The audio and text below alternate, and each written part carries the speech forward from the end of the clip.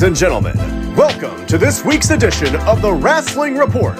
And here's your host, Rated R for Rasslin and Jonesy Chats Wrestling. Welcome back to the Rasslin Report, the sweet sounds of the Rasslin Report intro, a lovely melody that brings you right into some fun talk about this past week in professional wrestling. I'm joined once again by my main guy, Jonesy Chats Wrestling. How you doing, Jonesy? Very well. Thank you for having me again. Episode 6 again. I can't believe it. Episode 6 already. 1 week away from SummerSlam. This time next week, we'll be on the road to SummerSlam.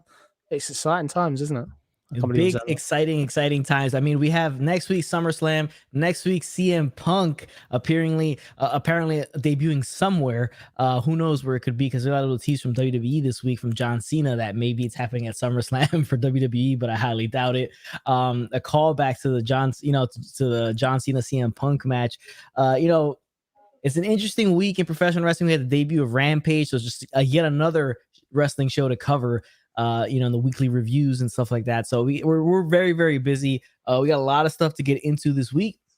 No massive releases, but some interesting things going on here. And we'll start it off quickly with the first topic. And Jonesy has some more information on the Ric Flair release that happened last week.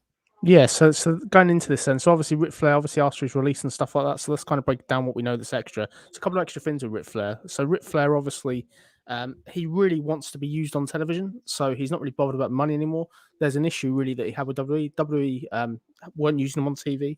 He was meant to be on WrestleMania. Originally, he was going to be managing Lacey Evans in a match against Charlotte Flair.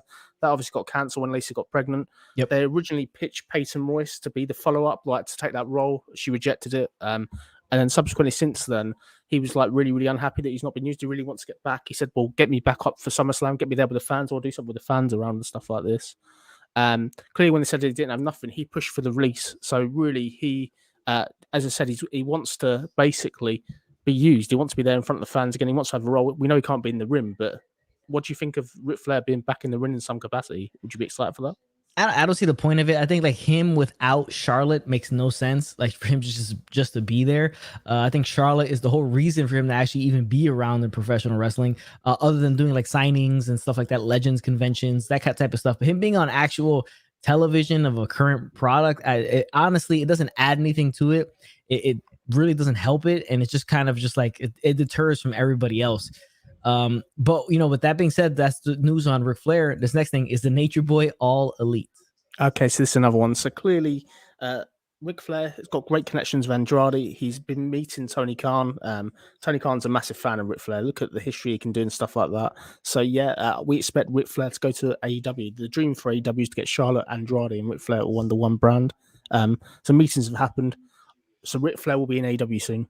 I can pretty much put my money on that at the moment. That's what I've heard today, that it's as good as done. It's a great signing for AEW in the fact that they think a lot more people are going to watch AEW because of Ric Flair, because obviously Ric Flair's got all these sponsorship deals with Triller and all these other networks. They think that's really going to pay off, and there'll be more eyes on AEW because of Ric Flair signing. I'm gonna have to say probably not. I'm not a huge fan of him going over there. I don't think it really helps them. I think it's just another guy of like a time gone that they just bring in. A market like Mark Henry, he's just there. He doesn't really do a ton. Big Show doesn't do a ton. He's just kind of there, a little bit of announcing here and there. But like honestly, what is Ric Flair gonna do? Is he gonna team up with Arn Anderson and Tully Blanchard again? Are they gonna bring back JJ Dillon? Try to get like a 4 Horsemen thing? It's just not a lot of nostalgia stuff to add to already a lot of stuff that you have on your television product right now. I don't think it helps. I think first, I don't think Charlotte would ever probably leave WWE. I think she's got it too good there. Too much money and all that stuff like that. I don't think she would ever jeopardize that by trying to go hang out with Andrade and her dad in AEW, who doesn't have the strongest women's division. It doesn't really showcase it other than Britt Baker finally. I don't think it's the best idea. I don't think it helps a ton. And it's just like, you want another old dude over there kind of just hanging around. I mean, it's going to be like him hanging around with Shivani and JR and Arn Anderson. It's basically like a vacation home for him, just kind of chill out over there. But he'll probably show up on TV one time, disappear, and then maybe make a comeback for like something else. I'm not a huge fan of it. Another reason why he's going to be going there reportedly is the fact that they're offering and letting him doing his cameos and all the other stuff. He's making $400 a pop on the cameos. He's making so much money. And they're not going to take a cut. They're happy for him to do other work as well. So for me, I'm interested to see him there. I don't want to see him in the ring as a manager role. It could be fun, but I get why you may not want to see him there. But we'll see what kind of happens. I think Ric Flair, or Elite, I think it's going to happen. I just hope they stagger it, because I think him there, he'll get lost with CM Punk and Daniel Bryan coming Like, and what we will do later in this video, there's another update, and I'll give you now what I remember. I've got a date of Daniel Bryan's debut. We can go into that now or later, depending on when you want to do that. Let's save that for a little bit later. We'll cover that a little bit later on. All right, so let me get to the comment section real quick. Noob and Co. He doesn't think Ric Flair to be all elite. We'll see, won't we? We'll see. Ric Flair wants to be on TV. I don't know. We'll see what happens. I think it fits AEW getting anybody they can with WWE. He's got friends there, as you said already, in AEW that are already there, like sort of that are going to be wanting to get him in. People such as Tony Blanchard saying get Rick in. Andrade's there as well. Andrade will go to Tony Khan, and Tony Khan and Ric Flair have got a great relationship, I believe. Now it's a perfect situation for Ric Flair because he goes there and it's just kind of he's gonna hang out. He's gonna do his thing, hang out with his old buddies, go talk about the olden days, go through a bunch of stories, hang out, and pretty much it. I don't think it's gonna be anything massive in terms of like. It's basically how I would equate a European football star coming to America to play for the MLS. It's just kind of like a vacation. They come here, they make their money, they kind of hang around, they do their thing, and then that's pretty much it. That's what I would equate it to in terms of how he's probably going to feel over there. He's going to feel comfortable. He's going to feel relaxed. He's just going to hang out, get a paycheck, maybe do a couple things here and there, but I don't think it's going to have too much going on there as going forward. C Nation Dog, Christian Cage will give Impact Wrestling big ratings. Do you think he's now... We're going to talk about this a little bit later, but quickly, do you think he's going to like be a Impact like long term? Like he's going to be showing up there a lot more now? Yeah, I think he has to. He's a champion, but I don't know what the deal is they've got. But it's another person they've got with a belt that probably isn't Impact born, if that makes sense. It's somebody they've gone to that's a legendary status already. I would have much rather seen somebody that's actually on Impact every single week win the belt, in all honesty. Yeah. That's my personal preference. Like I went into a bit of a rant about this, me and my brother on a Rampage review, and it's just you took this long to finally showcase some Impact on your television show. You chose for it to be on the secondary show for the debut, and you chose to swap the titles there to a guy who's not on Impact. It's just the guy who's like used to be on Impact, but he's currently AEW superstar. You had nothing. You didn't do anything with any former Impact champions like a Rich Swann or somebody that's challenged before, Moose or Sami Callihan. You could have had these guys rather than showing up and doing something and promoting that brand at least a tiny bit, but they didn't do any of it. And now Christian Cage is the champion, and I assume he will go over there and kind of hang out because he has the relationship with Scott D'Amore and all that stuff like that. Do you think Christian will have a long reign as Impact World Champion? I think so. I think it depends on how much they can do with him. Obviously, clearly he's agreed to do this. The trouble is they have no one else. The only person they've got built up that can take the belt off Christian Cage now is Josh Alexander. They've got one person. Yeah. It's sort of, that's the thing. I think the thing is it would have been much better on Impact Wrestling television or a pay-per-view rather than Rampage. Clearly, so this is an AEW show, not a pay-per-view, and they chose to change the belt there. I think for me, it's got to be better than Kenny Omega, though, because Kenny's just like sort of not even done anything on Impact, really. He's just been there. Every time Kenny's there, we know he's going to win, which Christian may lose, which might be nice to see. Yeah, I mean, this may free up Christian to defend the Impact Championship on an AEW pay-per-view like at All Out. Like he could actually defend it there because he doesn't have the AEW Championship being the main thing he's got to focus on. So maybe like how Nero, how you doing? Thank you for joining us. He says, I think that Cage is going to help solidify the bridge between the brands. That holds a lot of credence because, again, he doesn't have the AEW title over his shoulder where it may take away from the impact like it has been with Kenny. Kenny's just been collecting it. It's just like it's basically like a trophy for him that he just kind of hangs around the background with. But this may, because this is his only title that he's going to carry. We all know he's going to lose it All Out. But it could be not. So he has to match at all. He could do double duty at All Out. He could run start the show with the Impact World title match against like Impact wrestler and then lose to Kenny later on in the show. C Nation Dog here says the next Impact World Champion needs to be somebody actually in Impact Wrestling. True story. That's what you just said. We said that kind of earlier. I agree with that point. I think the last thing I'd say about it as well is it's something different. But for me, I think the fact that they've just traded the belts on television, I'm not really a massive fan of that. And if he gives it back to Kenny, what is the point? It's just literally just get Rampage a buzz on the debut episode. That's it. And it's not really do any favors to Impact Wrestling, I don't think, in the long run. Yeah. So with that out of the way, Nature Boy may be all elite. We don't know, but it seems to be highly likely with the way AEW operates currently and who they pick up and try to snatch everybody they can, legends and current guys alike. So seemingly Nature Boy will get a paycheck, will get a payday. He'll go there to hang out with his buddies and tell old stories. Now, the next thing here, WWE going for gold. We've heard a lot of stuff coming out of the Olympics and WWE camp coming over. I believe it's Gable Stevenson is his name, correct? Olympic champion, Olympic gold medalist with an absolutely clutch win to get that gold medal. He was losing in the last few seconds of the match, ended up getting the points he needed for Team USA to win the gold. And he's been contacted by WWE before. Triple H has contacted him previously. He's contacting him now. They're trying to bring this guy in.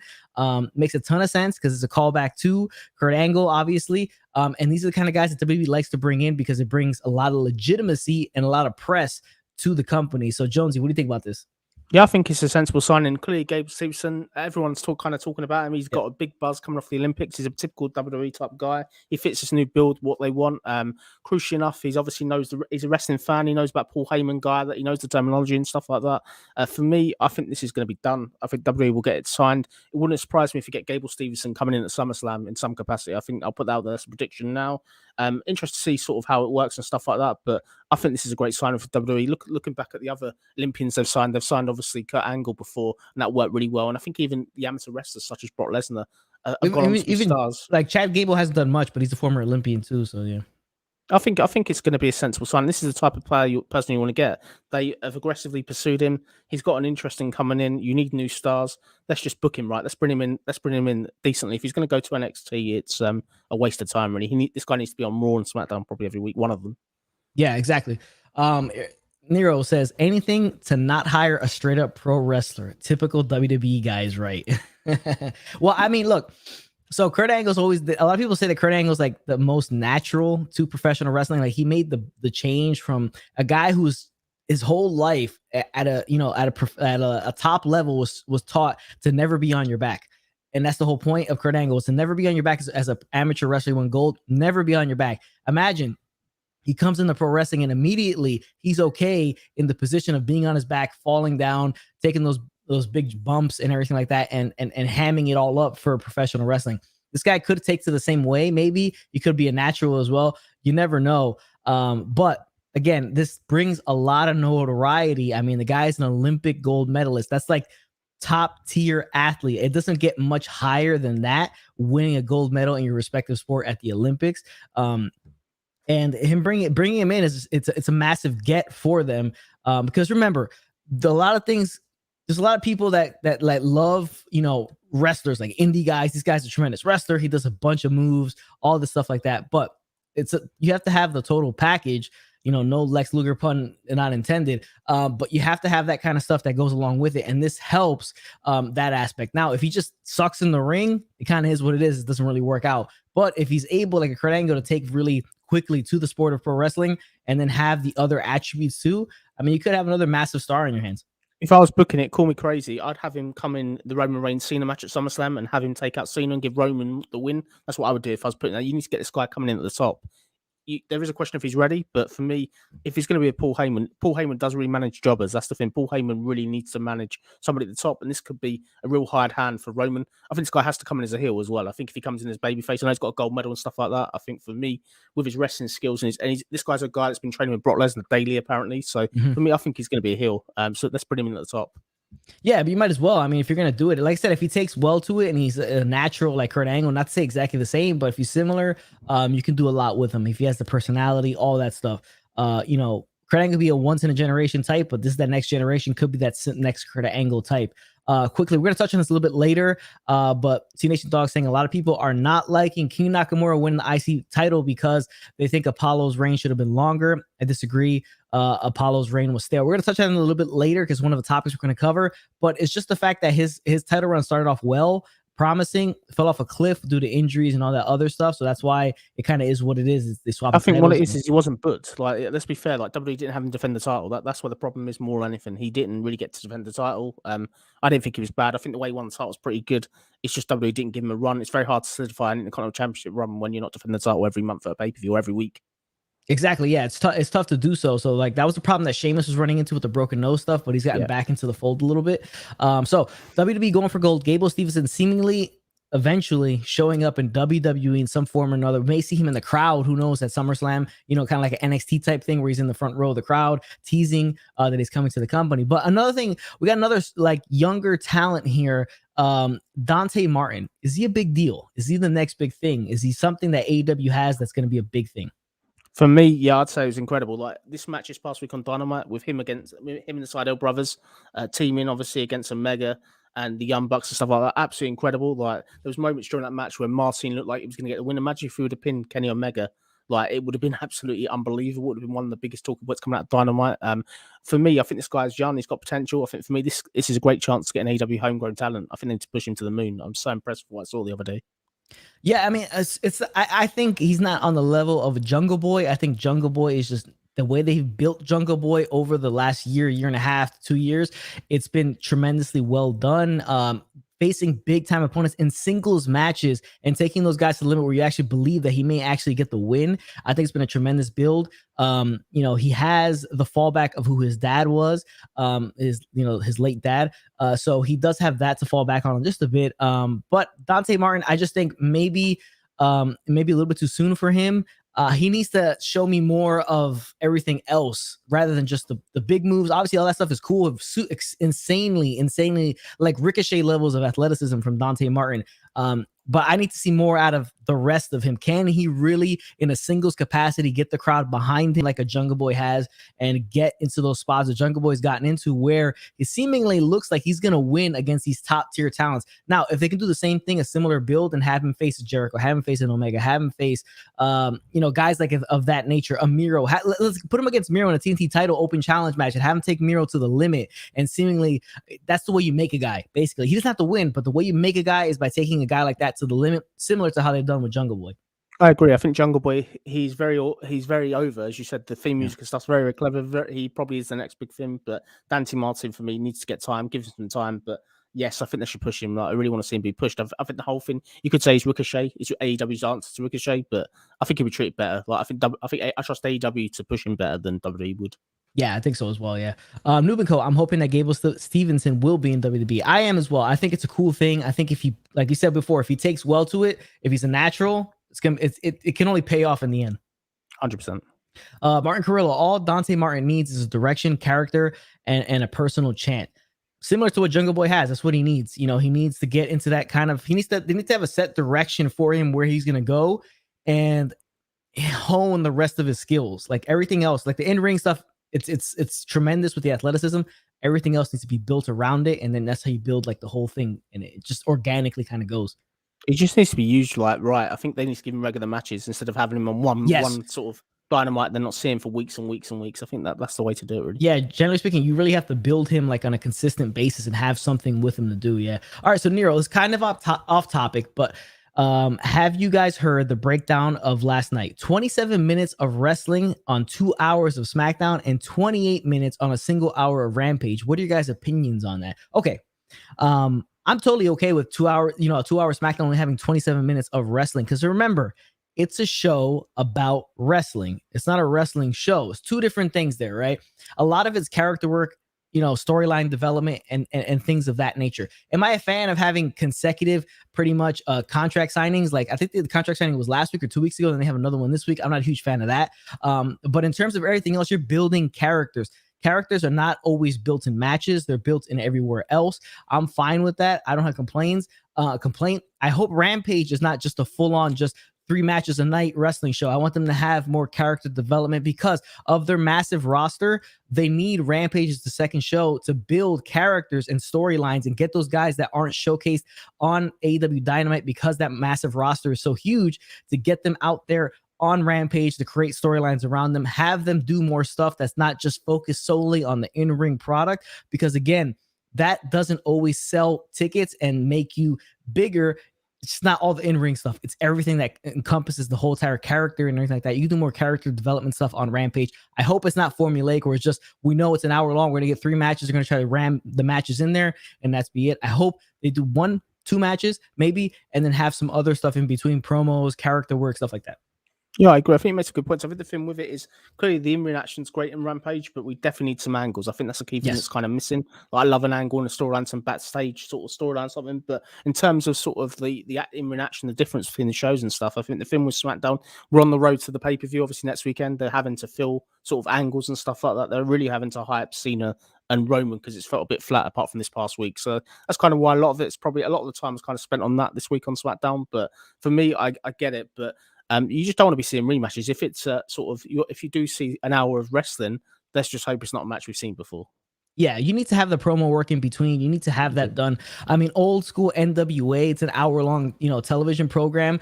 They had their matches, but they had the promo guys in between, doing the promos, developing the character, developing the feud, keep it going. The matches is not the thing that's going to make you salivate to see next week. It's not going to give you like that really feeling, oh, this match is going to happen next week. I'm dying to see that. You want to see something character-wise, storyline-wise that's going to get you to hook you to want to see the next week. If you just know it's going to be just some matches next week, they're not always going to put title matches on there. So what kind of other stuff can they do? They really got to entice you to make you watch that 1 hour program. Now you're falling into 3 hours of wrestling on a Friday night. If you watch Raw, SmackDown and Rampage, you got to think about that as well. If those two things are there, you really have to have something for somebody to be enticed to watch, Rampage religiously at a 10 p.m. on a Friday night rather than going out and doing something. As we always say it every week, Anthony, where is the hook? That's the thing. Yes. They've got to start placing a hook for people to want to watch Next Chapter every single week. I think the thing is, if the show's ending cold, why are you going to want to watch next week? That's the thing. That's a good thing about Rampage. I think hopefully it will make WWE up their game to a certain point. Yeah, hopefully it does. I mean, that's the whole point. Competition, creates that. A lot of people think Edge should beat Seth Rollins. That makes no sense. It should be passing down the torch match. Seth Rollins needs to win. Yes, he does need to win. Seth urgently needs to win. He's not had a good year so far. Yeah, definitely not. King Nakamura is a 2-time NXT champion, 2-time IC champ, 2-time United States champ, and he could 2-time SmackDown tag team champion with Rick Boogs. I don't think he's not going to win the title with Rick Boogs. When's this happening? Let's be fair. I don't think he's going to get out there with the title. Yeah, with Boogs. This is the downfall of the Elite. The Good Brothers will lose the Impact tag titles at Emergence to Rich and Willie, and the Young Bucks lose the AEW tag titles to Jurassic Express. I don't think they're going to lose to Jurassic Express. I think Pride and Powerful is the team to take it from, either them or FTR. I think Pride and Powerful at the Queen show September 22nd. That's the time where those titles should be dropped, because those are the hometown guys. Pride and Powerful being in New York, and that'll get a massive pop. Sounds like a good prediction. Yeah, I think that's the way they should do it. People not watch wrestling to watch wrestling. These for storylines and characters. You got to encompass all three things. It's like the holy trinity, right? It's the in-ring, the storylines, and the characters. You need to have that all well-rounded for you to be able to get people hooked to keep watching week in and week out and dying to see what happens next. I remember when I was younger, the way I used to say to people never used to watch wrestling, it's a male soap opera. That's the thing. Yes. That's what it used to be. You've got fighting, which is not legal in like real life, and you've got the hook and the storylines. But obviously that's kind of lost nowadays. But for me, I think the storylines are important. Otherwise, you're just watching match after match for no reason. Yeah, exactly. The matches don't sell anything. They just don't. They don't. I mean, guys are good in the ring. It's going to be a good match, but it just doesn't sell as much as somebody being behind an entire character.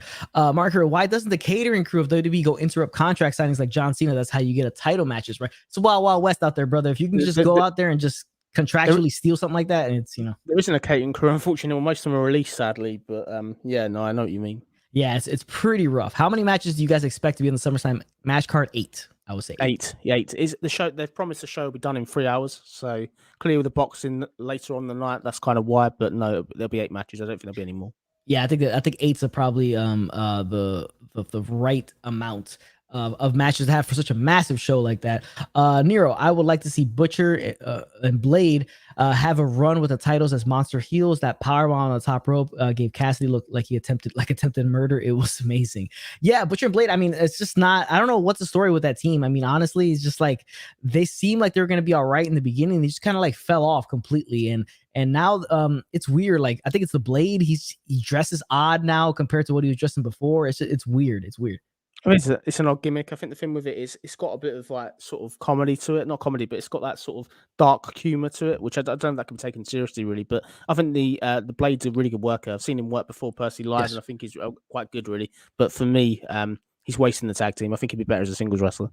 Yeah, and I haven't seen. It's just I don't really see them as running with those titles. They could be just like they're like more of a depth tag team. They're in there just to add depth to the tag team division. Mark Carrillo, thinking about it, I see AEW as a wrestling show and WWE as an entertainment wrestling show. Yeah, I think the sweet spot's somewhere right in the middle between those two right there. Yeah. I agree. That's probably the sweet spot. All right, so Dante Martin, a big deal. Let's get out to the next thing. AEW Rampage, the fallout of last night's debut episode of Rampage, which still didn't seem like the most important thing because of what's planned for next week, supposedly. Now, next week is supposedly supposed to be the debut of CM Punk, as we all assume is taking place at the United Center in Chicago, Illinois, a massive arena for them to play in, the biggest crowd they will ever have at an AEW wrestling event for this 1 hour show. And it's all about Darby Allin. It's all about the best in the world. It's all about CM Punk seemingly showing up. Now, SmackDown, you got a little bit of a tease. We'll talk about this later about, the Reigns and Cena promo. Cena did bring up that if he wins at SummerSlam, he's gonna, leave, take it to Hollywood and blow a kiss goodbye to Roman Reigns. A callback from the Money in the Bank where CM Punk beat John Cena, blew a kiss to Vince McMahon. So people are saying, oh, is that like, kind of tipping your hat that maybe CM Punk shows up at SummerSlam? I doubt it. I think he's all elite. But Christian Cage, your new Impact champion, Fuego del Sol, gets a contract even though he lost to a dominant Miro. And then you had Britt Baker beating Red Velvet with a returning superstar at the end, and Chris Statlander seemingly making a claim that she's next in line for a title shot. So, Jonesy, what did you think about last night's episode of Rampage? Really enjoyed it. I thought it was really good. Although they obviously only had an hour, the hour they had, I felt it was packed. We got a lot. If it's gonna be like this every single week, I'll have to watch it. I think the film it felt like a good investment of an hour. I think the opening match was really, really good. I really like the fact that we're ending like with a brand new wrestler debuting or returning wrestler debuting. It gives us something to talk about. And even the small hint to CM Punk with Darby Allin was done nicely. They didn't overplay that. They didn't sort of push it down your throat, if that makes sense. They've just done enough to make us want to see next week, which is good. Yeah, Martin Carrillo with an interesting comment here. Tony Khan should run like Barry Allen on the Flash series if CM Punk fanboys don't see him on Rampage. If he does not show up, he's going to need to run like Barry Allen, right, as the Flash, and kind of do the Flashpoint where he goes back in time and signs CM Punk. That's what he's going to have to do, because if all this teasing leads to no CM Punk, it is going to be a full-on riot at the United Center, because if he does not show up after all this, like, it's so much teasing that it has to happen, because if it doesn't, I mean, it'll be the worst decision AEW's ever made. I don't think they'll recover for a while. I think this will really destroy any trust the fans have got. Like clearly before, when he hyped life-changing signings and it was Big Show and sort of Christian and stuff, it clearly felt sour. But to hype CM Punk and not deliver it, it is going to be CM Punk. It has to be CM Punk. Yeah, it won't be any. It's nailed on. It's done, I think. Yeah, if it's not, then what was the point of all that? It seems very, very like sneaky and conniving to kind of just hype up your show just to sell tickets and play off of the fact that people are hoping that he shows up and he actually doesn't. But since we're talking about this, you have some inside knowledge as to when Daniel Bryan should be debuting in AEW, right? Yeah, so Daniel Bryan, I've got a date for you. Let me just get the date up. I should be organized, actually. Sorry. So the Daniel Bryan date I've got here. Sorry, let me get my notes up. So Daniel Bryan is due to debut. You said the show already, so it's going to be the show that's at the Arthur Ashe Stadium, AEW Grand Slam, and that's going to be in September. So I think it's like 22nd September, something like that. So the show at Arthur Ashe, you'll be debuting. There you go. There's a September 22nd at Arthur Ashe in Queens, New York. That's the big show. Probably the biggest show of the year, seemingly, at this point. It's going to be massive. It's going to be huge. And it seems like, that's the spot where this man is going to debut. Now, you have like some interesting, it's like, where do you do this? So like, that's why I think talking about the fallout of Rampage is the fact that you had Christian Cage win that title, is he gets that title so he can kind of be more on Impact and do his thing over there. You free up some space because you took out Adam Hangman Page out of the championship match at All Out. Now you have CM Punk, Daniel Bryan coming in. Pretty much he wins that title, Impact title, because he's the odd man out. It's just, that's just the way it seems like that's the way it's working. Get Hangman Page out of the title picture, throw Christian in there, give him the Impact title so he can kind of move aside after losing it All Out. And then you have CM Punk in there to kind of take that next spot against Kenny Omega, I assume. I think the main event scene is going to be juicy. Like, I don't know who's going to sort of, clearly you're going to have Daniel Bryan and Kenny Omega together, and you can have like sort of CM Punk, Kenny Omega. There's a lot of dream matches for me. I think they should hold out the Punk Omega match. That's one to save, really. I think you should be building that up. I think if you're going to put Omega and Punk as the first match, like of CM Punk, after Darby Allin's a bit of a waste, I think you hold out a bit. Well, no, I probably think that he'll start with Darby Allin and end that at a match at All Out. Yeah. And then go into the feud with Kenny following that, I assume, or whenever. I mean, they have some long time between then and their next pay-per-view, so it depends on how you want to wait going forward. But I think All Out will be Punk versus Darby as kind of a finisher for that feud, and then Punk moves on to something else, and then maybe eventually down the road before the next pay-per-view, or if they want to do another big Dynamite or something like that, they have him face Kenny for the title. Do you think it's a bit weird they chose Darby Allin? Like this guy, he's great. Don't get me wrong, he's a great spot machine. He'll risk his body to put CM Punk over, but it's not exactly the biggest star in AEW, is it? Like for Punk.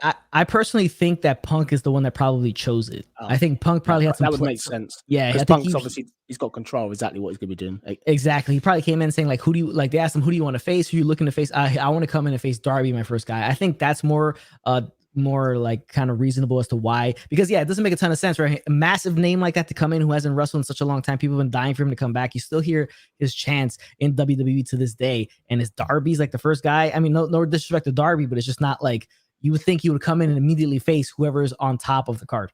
As I said to you before we went on air, CM Punk debut next week, WWE are gonna have to do a lot, like with SummerSlam and stuff like that. Everyone's gonna be talking about Punk, like unless WWE can put out something shocking. The only thing they've got left is Becky Lynch, but even if they pull Becky Lynch out, I still think Punk's gonna be the headline of the weekend. Yeah, he definitely will. It's going to be an interesting week coming up. Miro's run as of right now feels perfect to me, and with Lana coming, it's going to be even better. Yeah, I don't know why Lana like hasn't shown up there yet. I don't know if they're like when that's going to happen, but it makes total sense to bring her in and just have her like be the manager to Miro. But Miro's run has been tremendous. It started off so terrible with Kip Sabian and the best man stuff, but since he left that whole thing behind, and now he's running with himself like as the Redeemer and God's champion, tremendous stuff. Yeah, I agree. I think he's been a great, credible champion. Although I thought he was in danger of Rampage with El Figueroa. I thought he was going to lose, but great to see him retain. Yeah, great to see him. Jamie Hayter come back in a shocking fashion because that surprised a lot of wrestling fans. I think it's good. Like I've seen Jamie Hayter at a live show, and the heel heat that she's able to get is really, really good. So I think it's a great signing for AEW. She had tryouts with WWE quite recently, so it's sensible. It's somebody that the fans don't really know. I just thought we'd see a Peyton Royce or Ruby Riott, in that kind of spot, like to go home, if that makes sense. But credit to them. It's very weird to see Britt Baker in this heel role as well, because the fans want to cheer her. Like she's that over as a kind of baby face. Like the heel heat for me doesn't really kind of work. Yeah, it doesn't. It's a weird kind of. She's kind of like a tweener. She's acting like a heel. People like her so much because people were dying for her to be the champion. Because Shida was very just like bland as a champion. There was not much. There just wasn't much there. So it's like it's not there. AEW will be canceled if they didn't sign CM Punk and Alex Riley. Alex Riley is crucial, not CM Punk. Yeah, that's why. Forget CM Punk, man. Let him go to WWE. Alex Riley is the guy AEW should be focusing on. 100%. If Cult of Personality hits at the beginning and MJF walks out laughing, he will be a heel legend if he makes it out of Chicago alive. That is a tremendous shout by Nero right there. That is really, really well. That's really, really cool. I mean, that is massive heel heat. I mean, didn't Paul Heyman do that in the beginning? Yeah. I think that'd be incredible. I think you really want to be teasing he's not here, and then at the end of the show, wham. What about if they bring out Daniel Bryan or Bryan Danielson's the best in the world? That would also sour his debut. So they've got to do CM Punk, unfortunately. They put themselves in the corner. As I said, I've been saying to Steve all week, if we didn't know this was happening, this would have been so much more magical. It would have been way like more exciting for that. But again, they want to sell the ticket, so that's the whole point. Like that's the whole thing. But it's interesting if you were to do that in the beginning of the show and at the end of the show, you're teasing throughout that he debuts at the end. It's tough to get to the end of the show because you're in Chicago, and if they start getting kind of rowdy, it may take over the entire show leading to the end. Yeah, I'd put a punt. He's the last segment, I think, for me next week. He has to be. He has to be the very last segment.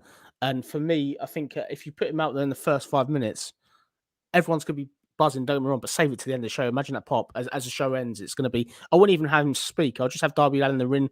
The lights go out. End the show. See, have him there. His music hit, and then and then end it. You don't want to be giving away everything on week one. Like I think what they should probably do, and I'd book this right now. I say the ending of the show. They have nothing scheduled. It's just Darby Allin makes his entrance. Let's say there's 5 minutes left in the show. He makes his entrance. He comes out. He just kind of stands in the ring and kind of just stares at the camera. For a few seconds, you're kind of just waiting. And the anticipation is kind of building and building because you know what's going to happen at that point. And then boom, the music hits, and that's when he comes out. And then, like, as soon as he gets in the ring, I say you cut the feed. Like, as soon as he kind of just gets on top of the turnbuckle and kind of just stares down at Darby and is kind of like just cheering to the crowd, I think that's the way the show. Exactly what I was kind of saying. Or do you remember the time when Jericho came back to WWE and there was this big hype and the video about the world changing all this? Like, it was like, and he didn't say a word, did he? Like, remember for weeks and weeks he didn't say a word. They've got to do that. Or the alternative is that Darby Allin gets attacked from behind. Perhaps he gets attacked at the start of the show. he gets attacked again, and it's like, well, who's attacking me? And then wham, you get like It's CM him. Punk there. Yeah, But it's gonna be fun, man. It's amazing. Looking forward to seeing him coming back. It's got to be nuts. It'll be crazy.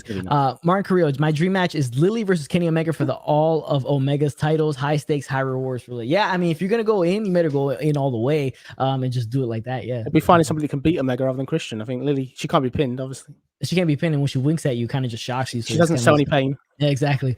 Eric E. Drip still can't believe wrestling show, best wrestling show in my opinion, being NXT is in the position it is, all because everybody is on AEW's balls at the moment. Yes, I mean that they're basically, I mean, it's a self-inflicted wound by WWE because they're the ones that decided to go head to head with AEW on Wednesday nights. They lost it.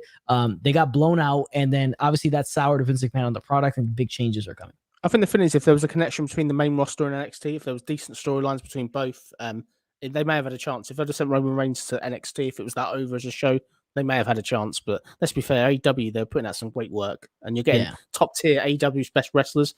NXT, you're just getting people like the world champions losing. Like he's now up on the main roster and losing. It's you can't take it seriously. Yeah, you can't.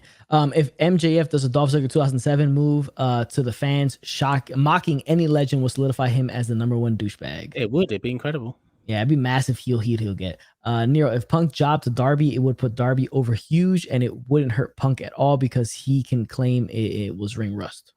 It would be a shock. You wouldn't see it coming, would you? I'd never see Punk losing on his debut, but yeah, I'd be surprised what happens.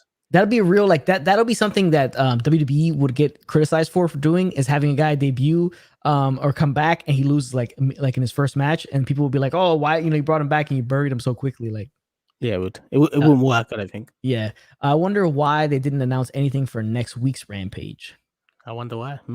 Yeah, they did it. They just kept talking about how it's in the United Center. I mean, you saw Darby kind of, it's like, it's so obvious because Darby's like up there in the Raptors just kind of chilling with Sting, and then they cut immediately to the commercial and the hype for the United Center and Rampage. I've got a question for you. So this coming week on Dynamite, we're going to have this Texas Tornado match, which is Sting, Darby Allin against 2.2PO. Sorry, the former guys from NXT that got released. Everrise. Would you think this is a spot where they can kind of tease something? Like, I'm not saying you're obviously not going to give CM Punk away, but you should have an interruption of some sort, like maybe the lights go out or something, just to sort of tease what's going to happen on Friday. I think that's what I'd like to see. I think that's why they put like 2.0 as the team to face them, because they're kind of just like a throwaway team that just kind of just showed up and like, oh, they were NXT, they're here now, whatever, we signed them. And they could be just a way to kind of do a throwaway so you can tease leading up to Rampage to just heighten the anticipation for Rampage. Yeah. That'd be cool. Mark Carrillo, if CM Punk jobs to Marco Stunt, that would be the best transition of power. Yeah, I mean, Marco Stunt would be like the top guy immediately after that. Instantly. CM Punk may never recover though. Mark Carrillo, for AEW to compete, WWE should they sign Chucky? Chucky is all elite. I don't think so. I mean, I think there's nothing that sort of. Well, I mean, that would be the ultimate Forbidden Door situation. So you could have Chucky versus Lily in like a cross-brand pay-per-view, cross-company. It'd be like the time WWE had Asia and WWE had China. It'll be that kind of comparison. No offense to anybody. Yeah, exactly. So that's the fallout from AEW Rampage. And the next thing, C Nation Dog touched on it earlier. Nakamura is the new IC champion. Some people may be upset about this. They say that, like C Nation said before, I'll bring his comment up right here. Let me see if I can find it. Some people were upset with him winning the title because, here we go, right here.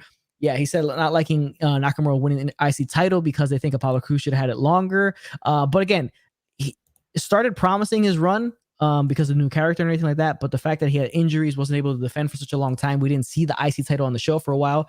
Kind of is what it is. Nakamura was had more momentum going in than compared to Apollo Crews. So it's just, that's what it is. You just got hope. I think it's great to see sort of Nakamura get a belt. This is a Nakamura that's had a resurgence this year. Yeah. I want to see him do good. This is a guy formerly that was in main events against AJ Styles, like at WrestleMania and stuff. Not main events, but was going for world titles at WrestleMania.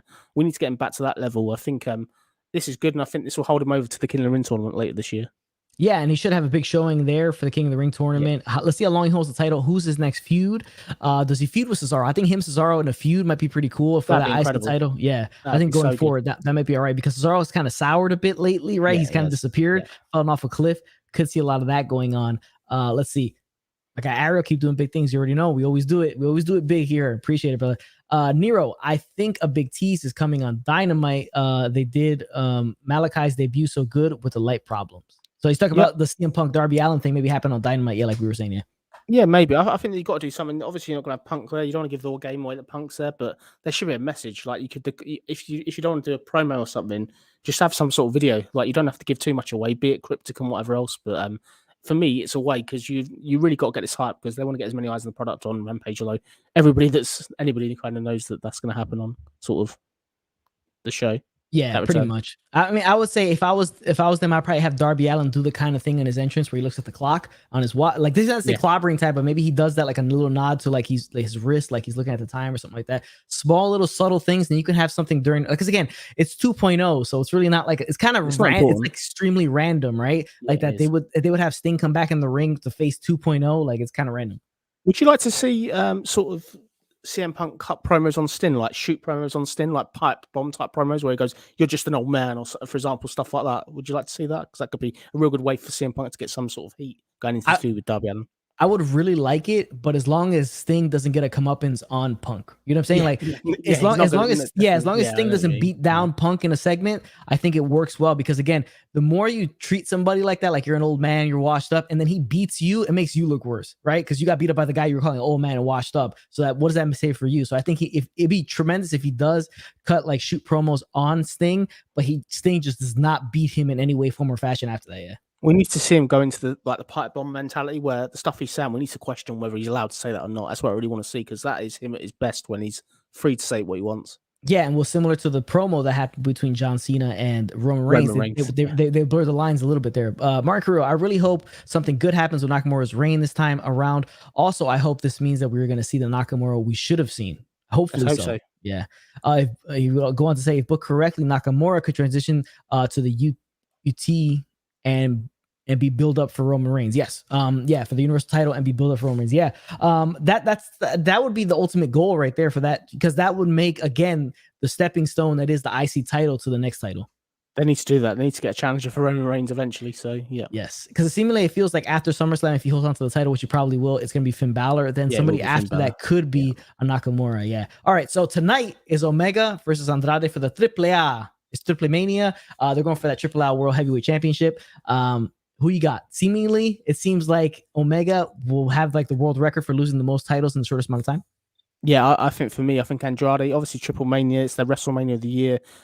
Really looking forward to seeing it. This should be a great match. I think Andrade to go over, really interesting kind of note. Dino Prats is also on the card as well, which would be good. But badly enough, apparently we can't get the footage. We can't get the pay-per-view. Even in America, you guys can't get it. There's a lawsuit going on apparently that's stopping it being aired. Like you can only get it sort of on delay, which sucks. But yeah, it's gonna be good. I'm not really a fan of like Mexican kind of wrestling because without speaking the language and stuff, it's kind of hard. Obviously, I like the action stuff, but you miss the storylines. Have you watched any AAA before? From what I've seen, it's quite entertaining. I've seen some of it. I mean, characters are like out there and wild, but the wrestling there is just so much different. Because like it's just the matches are weird, right? They don't really do it like how they do it in the States. It's odd, and I'm not a huge fan. They do a lot of where like the guy, he'll knock a guy down, the guy's on his knees, and he'll kind of just stand next to him, like waiting for him to get up, like as he's about to run off. They do a lot of that, and that drives me crazy. Like personally, I see that, and that drives me crazy. With the guy's like standing next to him, like kind of waiting. All right, now I'm gonna run off the rope and do some flip. I'm not a huge fan of it. Some of their guys like are pretty cool. Dr. Wagner's pretty cool. Guys like that. But yeah, I'm not a huge fan. But I think Andrade is gonna take that title off him tonight. Yeah. What's quite interesting is the key match on the pay-per-view. There's a match that's a mask versus hair match, and some of the storyline with that, it featured one of the wrestlers going to another wrestler's house and actually beating the wrestler up in front of the children. That's attitude error, isn't it? Let's be fair. That's pretty much, yeah. I mean, that's Austin and Pillman right there, just with no gun. All right, so Eric, if WWE had Chucky, everybody that is whack corny, the WWE is getting desperate, but AEW does it. OMG, this is amazing. Chucky t-shirts. Ow. So I mean, that's an interesting point, right? Because everybody sees AEW and everything they do with rose-colored glasses. Everything they do that WWE gets criticized for, if AEW does the same thing, they don't get as much heat for it. And it's just comes with the territory. WWE is the evil villain, the hated empire, and AEW is kind of like the resistance, right? They're like a Star Wars reference, or the resistance. They're fighting against the evil empire that is WWE, and that just falls with it. It is true though. Like anything they do that's similar to what WWE does, they don't get as much hate for it. I think the thing is, it's not as apparent. Like you look at WWE, we can go on about it. The rematches are one clearly lack of storylines, lack of decent contenders to champions, it's pretty much stands out. So there is some good in WWE, but when you're putting out Raw every single week, it's just too easy to come up with stuff that's wrong. And these releases this year are just the ice on the cake, really. For another reason why people are probably turning against WWE.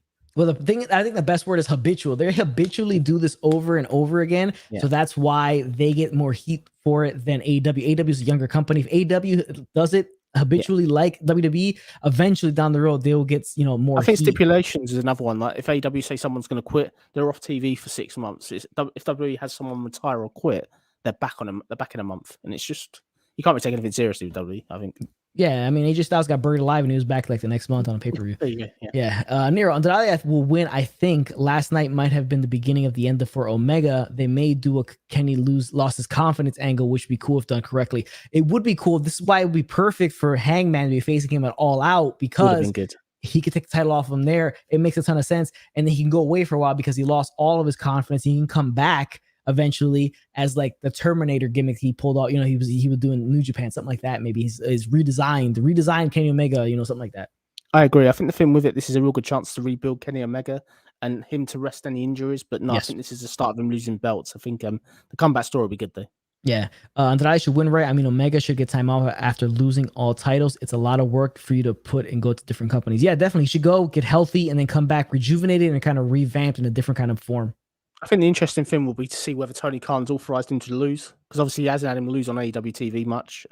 Andrade hasn't lost since he's been released either, so this is going to be a really, really good match. I think if you can check it out, like even if you don't understand the language, I think it'll be one to watch. Yeah, it's a huge match. Fun fact: Vacant has held the Universal title longer than Finn Balor and Nicholas, the WrestleMania 34 kid.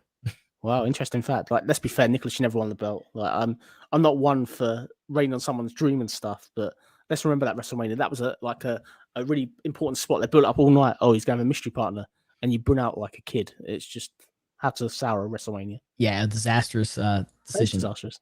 Next thing, Reigns versus Cena, the promo battle that they had on, for this Friday, last night's episode of Friday Night SmackDown, where there was references to Dean Ambrose, a little, wink at CM Punk, Nikki Bella reference. We didn't think we were going to hear that. It's pretty interesting. But they're blurring the lines like they did previously in their last feud when they both went head to head on the mic. The lines are being blurred. That's when wrestling's at its best. Promo segment, tremendous. Both of them played it completely different from each other. Cena obviously has the fans in the palm of his hand the entire time. They get a lot of interaction. Reigns there dismissing Cena completely the entire time as not taking him seriously. And Cena saying, I know you're going to destroy me. I know you're going to beat my ass, but all I got to do is hang in there and just get the 1, 2, 3. So we all learned how to count from 1 to 3 thanks to John Cena last night, because he repeated that thing 7,000 times. But all in all, tremendous promo from both guys. Always an incredible promo. Really, really enjoyed it. I love the shoot element, as you said. I think this was really, really good. I'd like to see more of this. The only thing I would love to have seen, I'd love to see somebody other than Cena in this place against Reigns. I'd love it to be somebody that's got a chance to win the belt. Like, I would love WWE to build someone up over the past 6 months in that role rather than Cena. And then I could have really got into it. I really could have bought in that Reigns is in trouble, whereas because of Cena's commitments and stuff, unfortunately, he's not dropping the belt, I don't think, which makes it it's a fun match. Don't get me wrong, it'd be great for a spectacle, but going into a world title match where you're sure the Reigns is going to win it weakens it a bit for me, really. I kind of think it takes away the magic a little bit. It's the most it's the match that makes the most sense for the show that it's at. It's a massive show. It's like a safety net match. You bring in Cena, it's a safety net, it's a proven commodity. You kind of get it like that, yeah. Can I do a comparison? So I remember being a kid, I remember seeing WrestleMania where it was Ultimate Warrior and Hulk Hogan. I've never ever been so excited for two wrestlers that are unstoppable against each other. That's kind of lost these days. I don't think we've got any wrestlers that go in against each other where we don't generally know who's going to win for world titles on WWE, which is a struggle at the moment, I think. Well, the main thing about that, right, is that Hogan was the top guy, and you saw Warrior as the next guy. He's unstoppable. He's like Goldberg, basically. He didn't lose. You see that now in WWE where you have the top guy, and you kind of see the guy who's going to take his spot or trying to take his spot. You don't see that. So that's what really elevates the match, is that this guy's, this is Roman Reigns. He's the top guy right now, but I see so-and-so here. He's building his way up, and he looks like he might be taking that spot from Reigns. So, like, that brings the excitement to it, yeah. It's going to be fun anyway. Yeah. I think AEW also gets a pass that WWE doesn't, because they look at Miro when he first came to AEW. They realized it wasn't working and did something different. Okay, well, I mean, WWE was the inverse, right? So they came in, they brought him in, and it worked the way they were doing it. And then he loses to Cena, and it kind of goes to hell after that. So I mean, I guess they brought him in bad, and then they kind of reverted course and kind of fixed it. Yeah, I don't know. It's just they do similar stuff. They do. I mean, it's.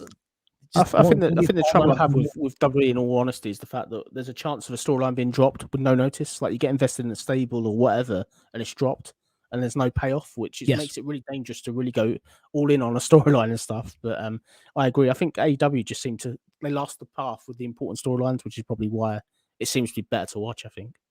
It's more fun too. I mean, it's more spontaneous. There's more excitement behind it. That's another thing. Championship contender matches. That's some stupid. Yes, it is. Eric, every week. Terrible. It's painful. Horrendous. Terrible. Yeah. John Cena and Roman Reigns took so long to get in the ring and talk. Yeah, I mean, Reigns took forever to get into that ring, but that's they want to waste time, didn't they? Yeah, build up. Give them some credit. They've not touched. There's been no physical contact yet, which is really good. I mean, it's quite sneaky. And they shouldn't do it this upcoming week either. They should just leave it to the pay-per-view. Yeah. The promo between Cena and Roman was great. Now, why don't the women do promos like that? Yeah, true. Probably. But the promo between the contract signing, I think, was well done, but it was led by Sasha the entire time. Sasha led the whole segment, and Bianca kind of followed suit. So it's one. She had to lead it. It's just they don't have those people on the mic like that. Like the women don't have that kind of rapport on the mic that Cena and Roman do. Yeah. I don't know if Bianca's got the cattiness to do that, like to go shoot and literally go in on Sasha. I could believe Sasha could be shooting 100%, but Bianca can't. I think Bianca's too much of a baby face, whereas John Cena has got that ability to turn it up a bit. Even though he's a baby face, he can turn it up a bit because of his work with The Rock and stuff. We know he's got that in his locker, and he's a legend, so he can get away with stuff more. Exactly. I have a feeling that WWE only cares what happens at the start and the end of the show because they always recap it during the show, and that's honestly a waste of time for the other talent could use. Yes, because they know that more people are going to tune into the beginning and to the ending of the show. So it's like they just make up as they go along week by week. Yeah. They're writing the show an hour before it goes on. That's kind of why a lot of that happens. It's smart to care about those two aspects because again, that's probably your most impactful. People are going to remember how the show started and how the show ended. Similar to how I say about a match, people are always going to remember what happened in the beginning and what happened at the end of it. The stuff in between is kind of lost in translation because it's a lot going on. 100%. Who is facing Miro at All Out? Good question. That is a tough one. Maybe it might be sort of. It could be a rematch against Fuego. It may be a rematch against Fuego, probably, but I wouldn't know. To be fair, I don't think he's dropping the belt anytime soon. Yeah, I'm not too sure about that one because that one's gonna be interesting. There's really nobody there. Reigns taking a shot about Bella was Venom. Best promo I've seen in WWE for a while. Yeah, it was really good. Nice shot. I was surprised he took it. Not gonna lie to you. But with that out of the way, Reigns and Cena promo. NXT morale. A word on the streets that is extremely low right now. Yeah, they're not too happy. Obviously, clear there's a couple of things with this. Obviously, all the releases, the way that Vince McMahon went to the Performance Center, he's obviously looking for certain wrestlers now. They've been working at stuff for years. Ever since WWE, not WWE, ever since NXT lost to AEW, NXT can't do no right, it seems. And the way the treatment of Karrion Kross on the main roster and the releasing of people, the wrestlers have had enough, really. You can't really blame them. They don't know what the future holds, particularly wrestlers over 30. With this new mandate that's gone on where they want to get these blockbuster stars ready for WrestleMania, it's scary times, really. Yeah, it's really scary. Check out my NXT's Dead video. You hear more about this stuff. But honestly, it doesn't look good for NXT. Major changes coming. Who knows what happens to the current NXT talent? Who gets thrown out? Who doesn't? Who goes up to the main roster? Who sticks around? It's going to be a real weird time going forward. I can only assume that everybody there is, dreading to see what's going to happen next. I feel bad for Triple H. I feel bad for everybody involved. Nick Khan and Vince McMahon are coming down to the Performance Center and they're cleaning house. They're going to completely change that whole thing up. You're just waiting and seeing when it's going to happen. It could happen at the draft. After the draft, they could do it. It could happen after NXT TakeOver 36. I'll be honest with you. The justification for releasing people, Anthony, is apparently the roster is costing them $15 million a year, like the salary just for NXT. They're only getting 700,000 viewers. That's kind of why. So yeah, they're looking at it ever since they couldn't beat AEW, as we said earlier. They're really frowning upon that. It's just it's not a necessity anymore. It's just basically a developmental territory again, which it's a shame for us. I think they built up some good work in NXT. I think some of the takeovers and stuff have been really good. The TV product's been a bit hit and miss, but it's far better than Raw. Yeah, but the thing is you bring in all these guys that have high name value in the independent scene. You got to pay them at least something, so it builds up after a while with the amount of guys that you were signing after a while. And it's like we said before, it's a self-inflicted wound that they decided to go head to head against AEW, and you kind of reap what you sow at that point. Now, do I think they should overhaul it completely? No, but if they use guys better on the main roster, they probably wouldn't have this issue. I think you should have more people going from brand to brand. Like, I think you should be, if a wrestler's fallen out in WWE, put them in NXT and vice versa. When somebody goes up from NXT to WWE, if they've been champion in NXT, that should mean something. They shouldn't be then in opening matches against Jeff Hardy and other people. Yeah, exactly. After that match with Hardy, a lot of people are filling out resumes. Yeah, 100%. It's one of them things. You can't really blame him. Yeah, big time. WWE shouldn't have had NXT moves to USA. It damaged that show horribly, forcing Triple H to do great things, which ended up not being good. It's tough, yeah, because you got that weekly show. You got to, you have to, show out each and every week. It was easier on a 1 hour show on the network. It's not as much pressure on you. You got to take more chances, stuff like that. So I agree. It's one of the things. If you look at the history though, WWE's like developmental territories have always been just that. They've never been like a rival to the other promotions, if that makes sense. So it's a big ask, but scary times for AEW. I think that not AEW, sorry, scary times for NXT. I think the crucial thing will be when Samoa Joe wins the belt, if he does, how that fits with the whole new mantra of what they want. It's doesn't really add up with what they're promoting, basically. Yeah, it's a tough ask for anybody involved in NXT right now. It's sad stuff. Kicking it over to the worst show on television, Monday Night Raw. Orton returns to Raw. RK Bro seems to be kind of moving on in full effect. Yeah, it was great to see him back finally. Really, really happy. I thought the comeback was okay. Surprised he was out there in the first segment. There was no big return to make the save, which was a surprise, but it was fun. The ending was fun. Very confusing though by the way it ended. Like, it wasn't like they were a team almost. I get that he gave him an RKO, which is like a pat on the back, but I thought he would have attacked AJ Styles and Omos by now. I'm just surprised they've not done it. If this is going to be a match at SummerSlam, which I don't think it is now, they haven't got much time to build that tag team match up. Yeah, I kind of thought there was going to be that's the match that they were going to push. RK Bro taking the titles off these guys at SummerSlam. Yeah, now I did like the RKO at the end because it's kind of a nod, like, you can't trust me, but we're cool right now, but you just can't trust me kind of thing. Yeah, it's well done in terms of character development and all stuff like that. Adam Cole is literally the best option to call up. He won all the NXT gold. Now, he had a meeting with Vince McMahon. I think Vince McMahon really took a liking to him. I was hearing well to him. Yeah, I was hearing he was going to get $1 million a year contract. That's what they were offering or something like that in that range. So I don't know. I think the key thing with Adam Cole is if he's not going to if he's staying WWE, it's not going to be on NXT. He's going up to the main roster. And if that's not the case, he'll go to AEW. They're the two choices. So if it was me, if I was on the car, go AEW. Sorry. Yeah, because you've had 5 years to push Adam Cole on the main roster. You've not done anything. You didn't bring the Undisputed Era up as well. There's a category of errors which we can go over if necessary. And the track record on WWE main roster with NXT talent is so bad that he probably shouldn't even take his chances, to be honest with you. He'll catch a nice paycheck, but other than that, he's not going to be used well. They'll have Adam Cole chasing Reggie in the 24/7 division in a year, probably, if he came up. Yeah, $1 million a year, and then they'll just budget cut him because $1 million a year and you're in the 24/7 title hunt, it's kind of doesn't really add up. Sad times. Yeah. Eric, facts on Martin Carrillo's statement, USA channel sucks ass. It's not really the best channel. Yeah, it's really not. I'm not a huge fan of NBC Universal. All right, so Nero, it's weird that AEW, NWA, New Japan can cross over seamlessly, but WWE can't do it with their three brands. Look at EC3. They never loved NXT. There is a love-hate relationship seemingly with WWE and NXT. Remember the Survivor Series stuff, they really pushed NXT heavy, seemingly making them a legitimate third brand. But I don't know. He kind of seems like he just changes. He has a love-hate relationship with NXT. I think the thing with it is it's one of them things where it's the flavor of the month 1 minute, and next thing you know, it's not. Vince McMahon obviously wants to have much more hands-on approach with it because they're costing so much money. Yeah, he wants to just basically finally get talent out of it, but I don't trust him to get talent out of NXT. Like, you're not going to get somebody from NXT and have him beat Roman Reigns. It's not happening. They're not going to be Bobby Lashley either. It's who do they beat then? Jeff Hardy and people like that, I guess. Yeah, it's a disaster. What does that do? It doesn't do anything. Yeah. NXT is going to be a total disaster after all these releases, not only to the talent on the NXT roster, but the talent who goes to the main roster. It's scary times. Like, I'm not really, if you go from somewhere, if you look at the people we've had, like Keith Lee, he went up for what obviously had these personal health issues and whatever else, but not treated very well when he went up. Rhea Ripley, she did have the women's title, but she hasn't been particularly great in the main roster, not treated very well as well. There's just so many people that have gone up, and when you've got these things you're building up, it's just a joke. And prime example, another one is Damien Priest. Damien Priest this year went up from NXT on a high, really, really started at the top with Bad Bunny and stuff. Now he's just, I know he's on the resurgence now in the United States title, but yeah, it's just shocking, really. Yeah, I mean, like I said before, the foundation's already built in NXT. All you gotta do is build upon that foundation, not completely demo the foundation and restart over again, because it makes no sense. It's a waste of time. You have it built up already. Showcase that on the main roster by showing a lot of vignettes about what he's done in NXT, showing a lot of clips of what he's done in NXT's highlight reel, stuff like that, getting people ingratiated into who he is, who this person is, what makes them cool, what makes them awesome in NXT if you haven't seen them before, and then just build upon that when he gets to the main roster. This all goes back to that Survivor Series when NXT beat WWE and they never followed up. That's what Yes. it goes back to. Like, Pretty it's never much, yeah. ever recovered from there, in my opinion. Yeah, there's no payoff. Raw's a total mess this week, but it's Raw's a total mess this week, but it's good to see Orton back. However, the ending is very funny. That caught me off guard. It was a fun ending. I enjoyed it. Yeah.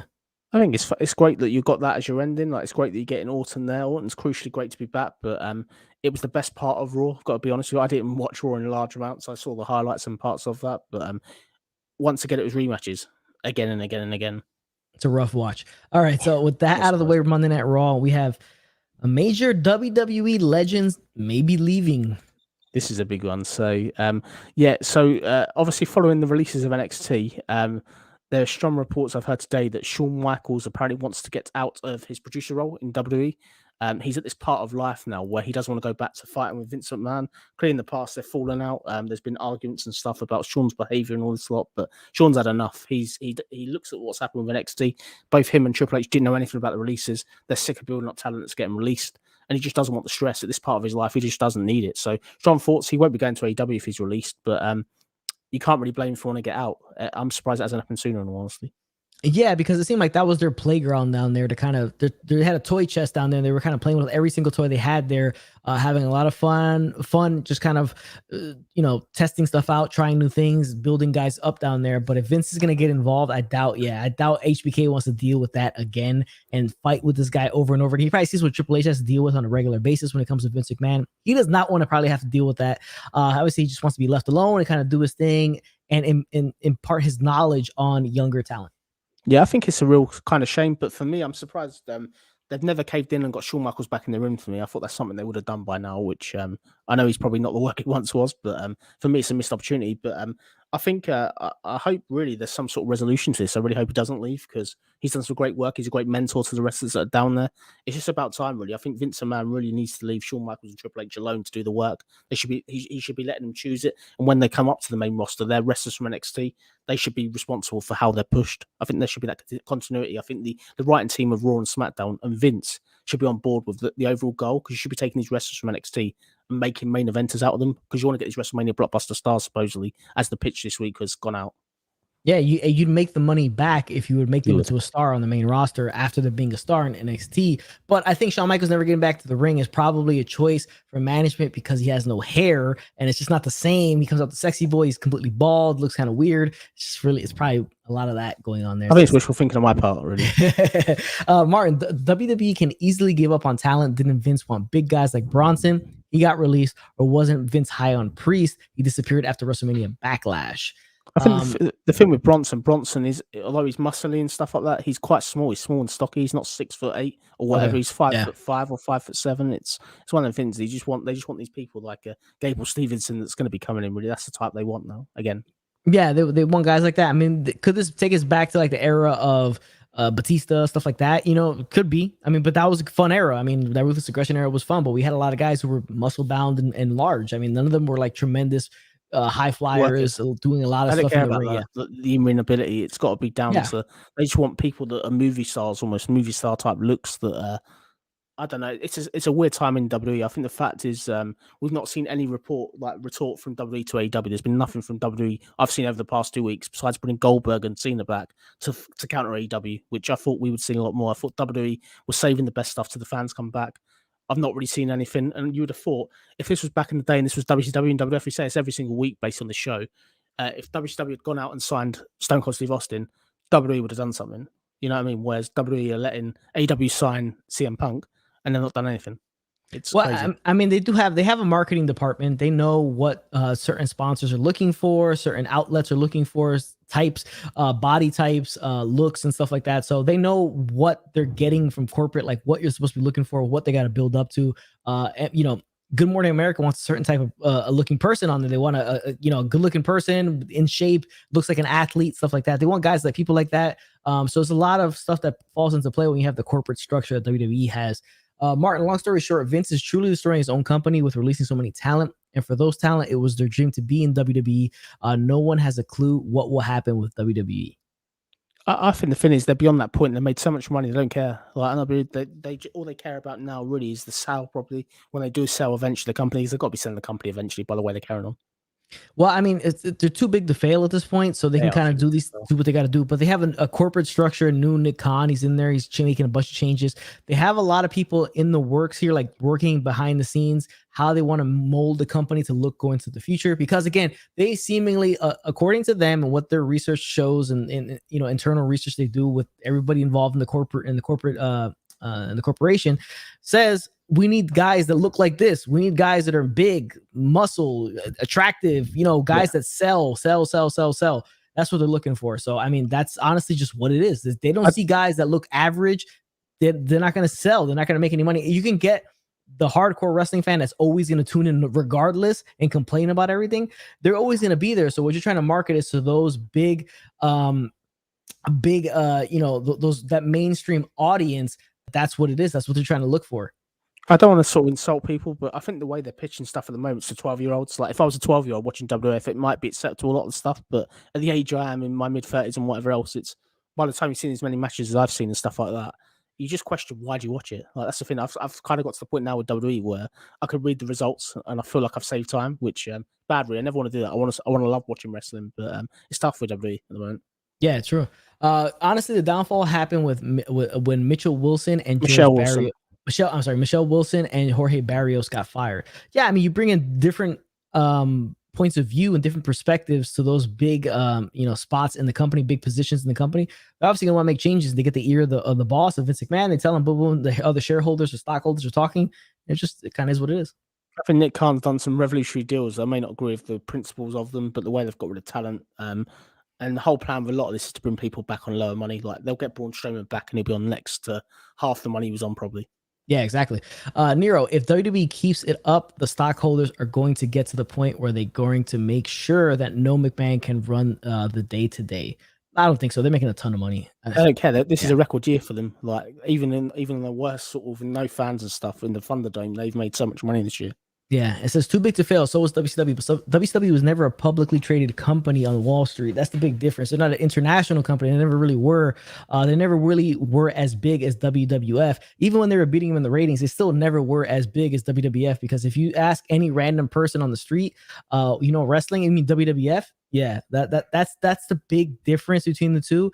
It's too big to fail. When you have these massive corporations that are publicly traded on the stock market, some of them are too big to fail. I mean, Walmart is a company that's it's too big to fail. It'll never fail. Amazon is too big to fail. It'll be around forever, basically. And as long as it continues to change with the times in terms of technology and stuff like that, it'll never be outdated. It'll never fall apart. It's always going to be there. So they can kind of do whatever they want. People may be unhappy with it, but it's too big to fail. It's not going to fail. It's not going to go bankrupt or anything like that. It's just not going to happen. They're publicly traded. It's a completely different animal that you've ever seen in professional wrestling, because no other wrestling promotion has ever been publicly traded on the stock market or worth that much money. AEW will never be at that level.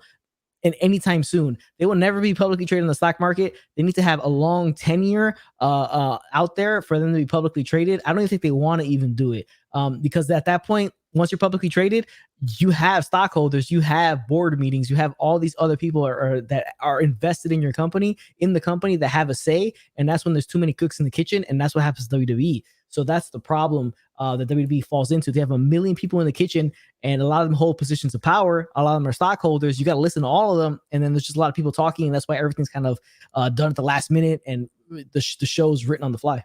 The only way they fail is when they're sold. If they get sold and they get sold to somebody that doesn't have a clue what they're doing, then WWE isn't WWE anymore. That's the only way they fail. Under the McMahons, they won't fail. Yeah, I don't think so. Too much money. Cole versus O'Reilly 3 is the last topic of the stream. Yeah, so as everyone knows, it's 2 out of 3 falls, as what they've said. The 2 out of 3 falls that have announced, it's basically 3 stages of hell. So what it's going to be is the first fall will be a street fight. The second fall is going to be a normal match. The first match is a standard match. Second match is a street fight, and the third match will be a steel cage. So it's three stages of hell basically. I'm excited for this. This is a goodbye for Adam Cole potentially. So I think O'Reilly's winning. He's finally going to get a win over Adam Cole. Yeah, and then we're gonna find out what's gonna happen to these guys after this. This is gonna be pretty interesting going forward as to what happens to these two dudes after this. O'Reilly, I don't know where he falls in line where it comes to main roster and being still in NXT. Cole will be on NXT. O'Reilly will be on NXT. Yeah, I don't think he's gonna go to the main roster. And Adam Cole's the outlier. He's getting offered supposedly big money from the main roster.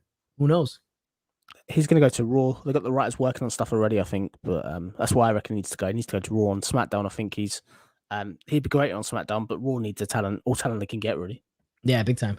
Nero, nothing is too big to fail, though. The banks failed in 08. Kmart and Woolworths were as big as Walmart at one point, and they're both bankrupt now. I mean, it's not the same. I mean, Walmart literally makes their own products. In terms of they've advanced with technology, all the stuff that they offer, it's totally different at the prices they offer. It's just a totally different animal compared to Kmart and Woolworths at the time that they were started and where they were at the end. This stuff, I mean, you see all these like hedge funds, they all like were struggling. They got bailed out by the federal government. I mean, it's just some things are just too big to fail. Like if they you make some great points there, but let's look like this then. So the only way WWE fail is the fans totally stop watching, stop buying anything. Yeah. That's not going to happen. The only other way they fail is if they overspend. That they pay wrestlers too much. They're releasing wrestlers, so they're not going to kind of overpay. They've been making profits a year. This is a record year for profits.